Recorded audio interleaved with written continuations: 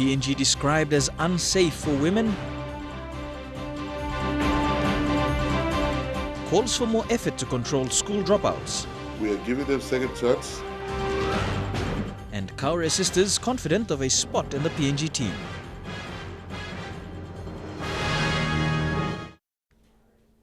This is National MTV News with Mary Bartulo.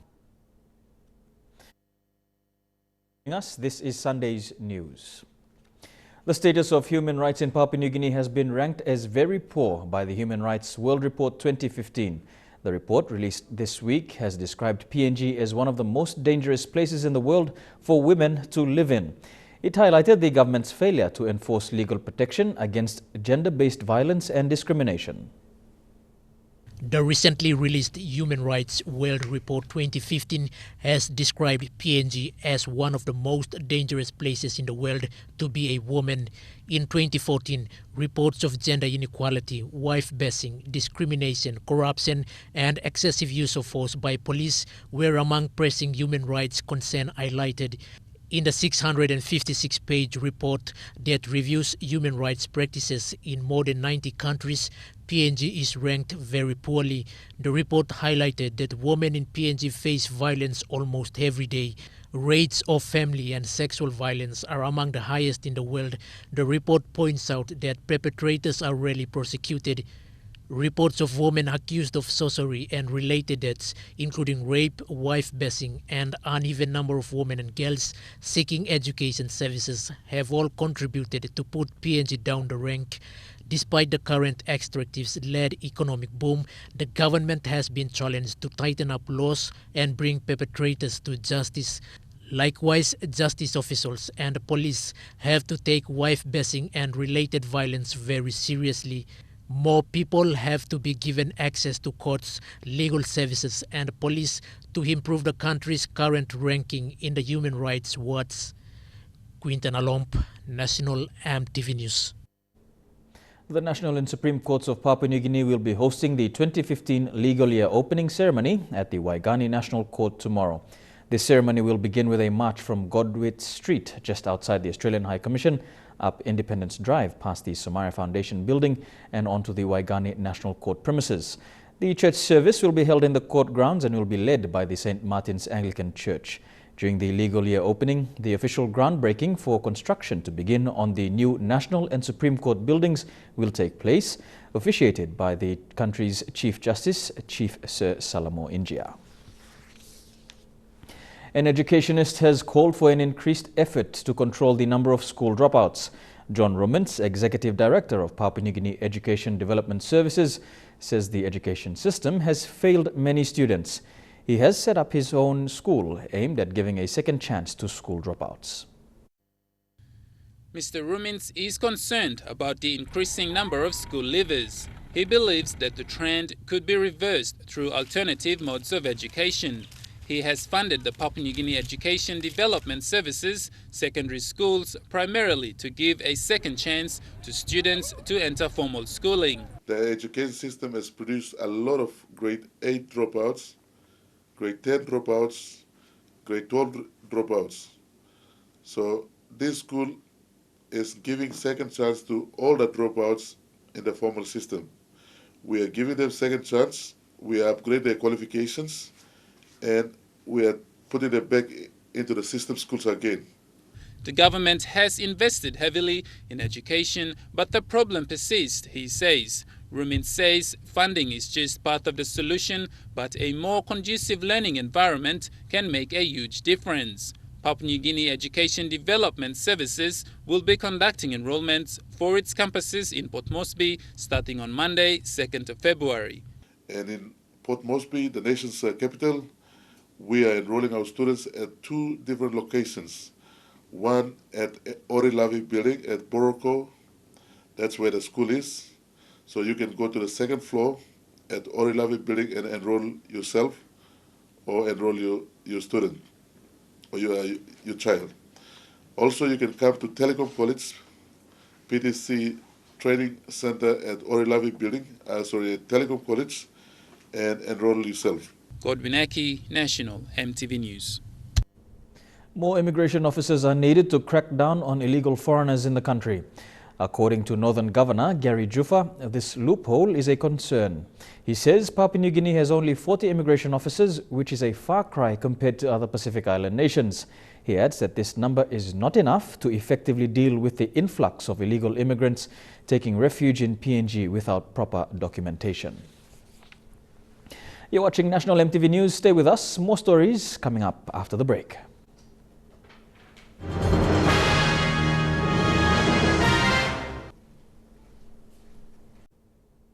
Welcome back to the news. The past 3 days had seen cancellations of flights out of Goroka to Port Moresby. According to airline staff on ground in Goroka, they indicated that the cancellations were due to bad weather conditions. Over the last 5 days, rain, morning fog and light variable winds had been experienced in many highland centres. MTV's Lorraine Genia was among the crowd of passengers who were delayed and spoke to a few of the frustrated passengers who had been awaiting departure since Wednesday. It is understood that flights to and from Goroka and Port Moresby have been cancelled since Wednesday. In an attempt to find out the cause of these cancellations, Air Niugini ground staff at the Goroka departure terminal said it was due to circumstances beyond their control and refused to make any further comments. This caused inconveniences for passengers who travelled from within the Highlands region. While many refused to speak on camera to vent their frustrations, MTV spoke to 2 passengers who travelled to Goroka from Port Moresby for business and have been stuck since Friday. Travel back to Port Moresby. As soon as we arrived here at the terminal, we've noticed that there's some queue of people standing, and there's some other people, they got frustrated because the flights were cancelled yesterday till today. And we've also fall into the same queue in which we are not happy. So the delay today has been, it's kind of frustrating because most of the passengers have been here for about 2 days now. For myself, I've been here since 2, and it's about, took me about 3 hours to find out that my flight was cancelled, so I have to go find accommodation. Michael and Rashila say they were in a more comfortable position than those who travelled on the highway. This passenger from the Chimbu province was one of many that had to travel along the Highlands Highway for a flight out to Port Moresby. He said he travelled from Chimbu, then had to return to Kundiawa by night to find a place to rest. Many of the passengers stranded in Goroka were advised by the ground staff that Air Niugini would not be liable in meeting accommodation and transportation costs, as seen in this public notice dating back to the 18th of December 2008. Michael Bengi also voiced his disappointment with Minister for Public Enterprise and State Investments Ben Micah in regards to Air Niugini as the national carrier. To the Minister for State Enterprise, Ben Micah, and his team to really seriously look into this kind of issue. It's not happening in here alone, but in other various parts of the country as well. Lorraine Genia, National MTV News, Goroka. Parts of Kimbe Town in West New Britain Province are underwater following continuous heavy rainfall since Friday. The Dagi River is overflowing and the Kimbe to Bayala Highway is affected. A freelancer in Kimbe, Philip Sapau, told MTV News that the rain is continuing and the Provincial Disaster Office is on alert. According to Mr. Sapau, due to the current weather situation, some low-post police houses in Kimbe are already underwater. Teachers posted to teach in rural schools in Morobe Province are still waiting to be transported to their new locations. The delay has been blamed on the Provincial Education Board, responsible for teachers' posting and travel costs to these rural schools. PNG Teachers Association Morobe Branch President Mark Nanu raised concerns on transport expenses, especially at this time when the 2015 academic year is about to start. It's less than 2 days before the academic year commences, and some teachers in Morobe are still expecting to be sent to their schools. Teachers who are posted to district schools in Morobe rely on the Provincial Education Board to meet their travel costs. The delay has resulted in more than 100 teachers in the province due to resume teaching duties late, as they are still awaiting responses from the Provincial Education Board. When teachers are already appointed by PB, and they should have been moving. And the cost of travel for teachers is to be borne by the Provincial Education Board. Morobe has rural schools scattered all over 8 districts of the province where land, air and sea transportation is required by teachers to get to these areas. The PNG Teachers Association president for Morobe raised his concerns on why teachers will be penalized for late resumptions when responsible authorities for teachers' travel costs are not playing their roles. Now check to Garena. Where will the teacher get that money? Where is the say that, yes, you can pay it and go, but we are here to refund your money. Teachers' resumption duty forms have been given to district education managers and district standard officers in Morobe to deliver to schools for the signing of Teachers 2015 resumption duties. Colleen Barilai, National MTV News, Lae. 2 young Papua New Guineans have been selected to represent the country at the upcoming Economic and Social Council Youth Forum at the United Nations headquarters in New York. The 2-day forum will see local youth advocates Barbara Thomas and Naomi Woyengu meet with representatives from around the world to discuss ways to ensure that the needs and priorities of all youth are at the center of future development and implementation. United Nations Resident Coordinator in PNG, Roy Trivedi, says engaging youth in developing planning is important for Papua New Guinea. You're watching National MTV News. Up next, we'll bring you all the sporting details in Trukai Sports.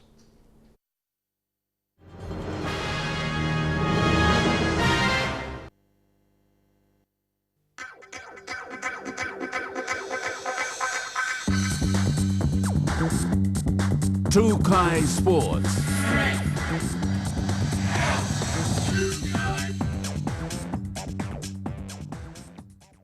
Welcome to Trukai Sports. The Besta PNG development team opened their 2015 National Soccer League campaign with a 4-1 victory over Oro FC in Lae yesterday.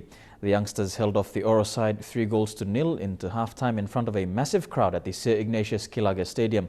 In the earlier match, champions Hekari United defeated Lae City Dwellers 3-0. Sylvester Gawi reports.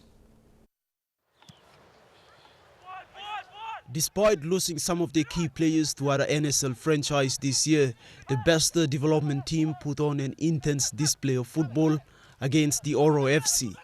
The Chargers were led by former Lae FC Emmanuel Yawi in the front line and Isaac Lalo and Alex Carmen on the flanks. Youngster Freddie Stephen led from the midfield, directing ball traffic, while Otto Kosunan kept Oro's front line under pressure. Their outstanding performance was no secret to coach Bob Morris. The 4-1 victory was only a breaking point for the young side. First game, so it's now or never. You must win Muslim match, so good luck feeling first game. The goal scoring spree was led by Isaac Lalo, who scored 1 and set up another for Alex Carmen in the first half. Mabon Manti also proved his worth in the midfield, with Bob Morris extremely happy with his performance. First time long coming up, play lots of position, new system me apply.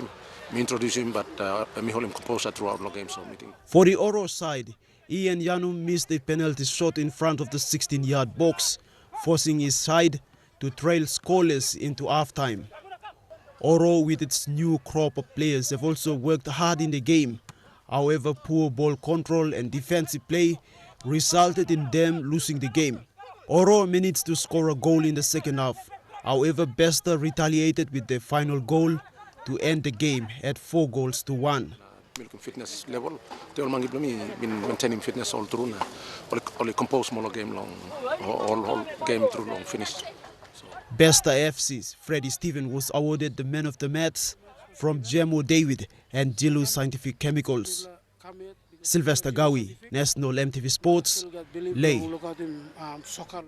The Kaure boxing duo could be PNG's best chance at winning gold for Team PNG's female boxers at the upcoming Pacific Games. Debbie Kaure, younger sister of former track and field sensation and PNG Games gold medalist Rafaela, may have fought her way into the national team, while Rafaela struggled in the first 2 days of the national boxing trials in Goroka. Regardless of their performance, the sisters are hopeful of making the team. Rafaela's performance at the PNG Games in November stunned many. This year, her performance at the trials has been disappointing.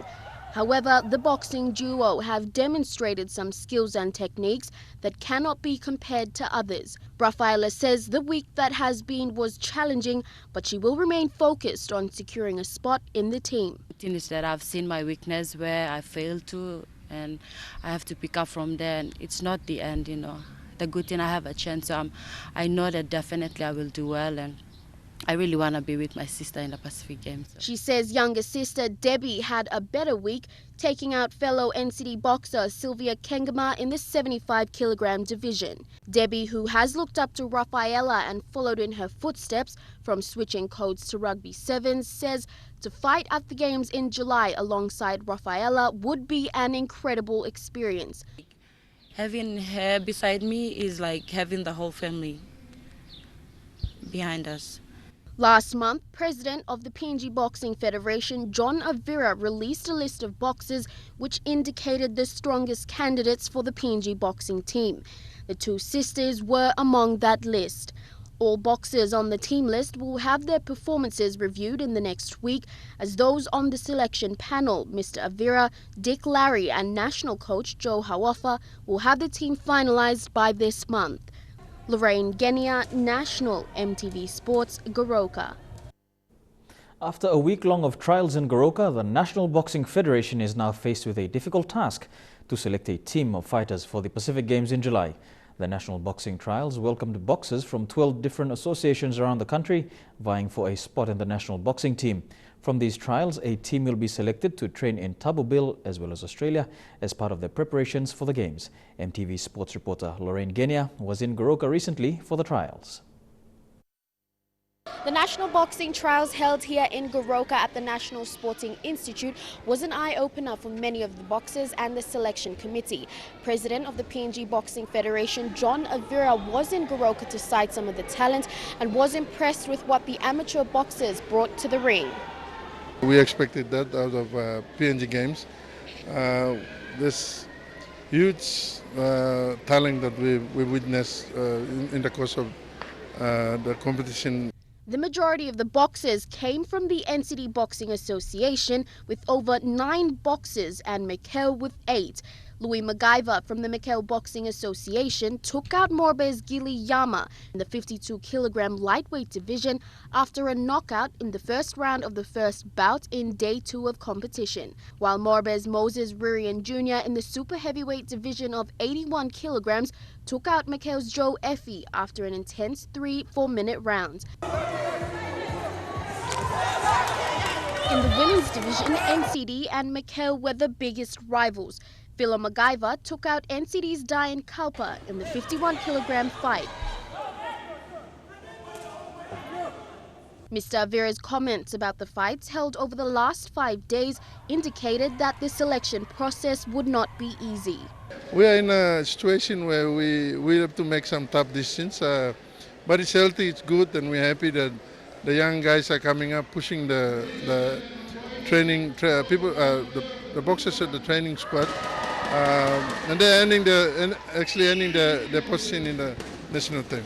While the trials welcomed some strong and untapped talent, it also demonstrated the lack of boxing tournaments around the country and the need for more local, provincial and regional boxing tournaments. Lorraine Genia, National MTV Sports, Goroka.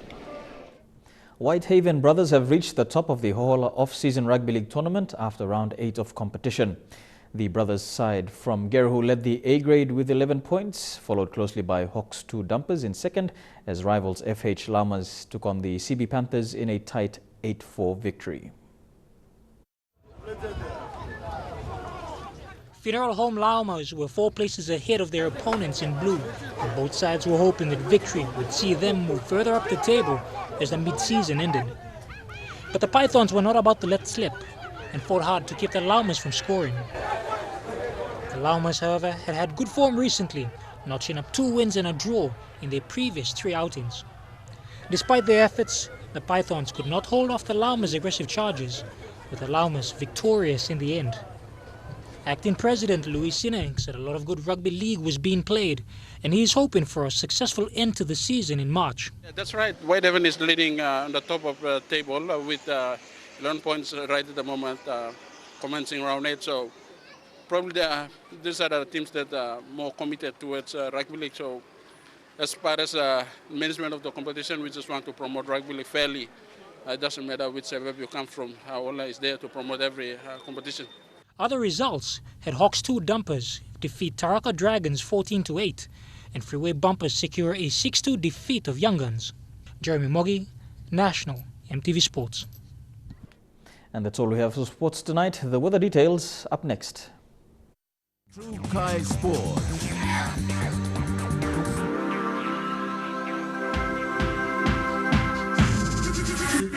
True Kai Sports.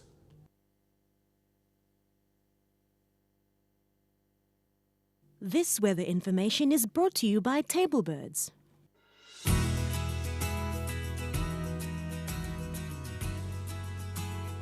Taking a look at the weather forecast in the southern region, Port Moresby, evening and morning showers, Daru and Kerema, showers at time, squally showers expected for Alatau and showers at times for Popondetta. Over to the Momase region, Lae you can expect showers and rain, squally showers expected in Wewak and Vanimo, squally showers and rain expected in Madang. Over to the New Guinea Islands, all centres you can expect squally showers and rain. And in the Highlands region, all centres you can expect rain periods for the next 24 hours.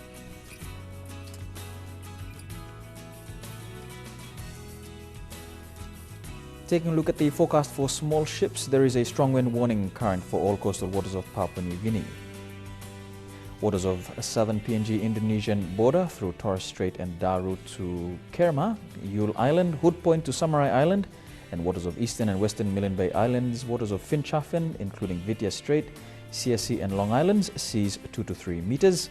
Waters of Samurai Island to Cape Vogel, Wasu Point to Finchafen, seas 1.5 to 2.5 meters. And waters of Long Island to Madang, Bogia, Wewak, Vanimo and northern PNG Indonesian border. And waters of Manus and its western group of islands and New Island to New Britain and Bougainville, seas 2.5 to 3 meters.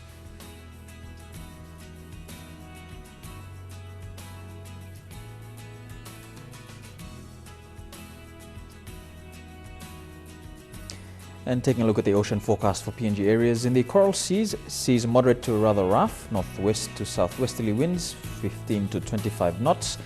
Solomon Sea and Bismarck Sea, seas moderate to rather rough, southwesterly to westerly winds at 15 to 25 knots. Bismarck Sea, seas rough with northwesterly winds at 25 to 34 knots. And the Pacific Ocean, seas moderate to rough, northwesterly winds at 20 to 34 knots.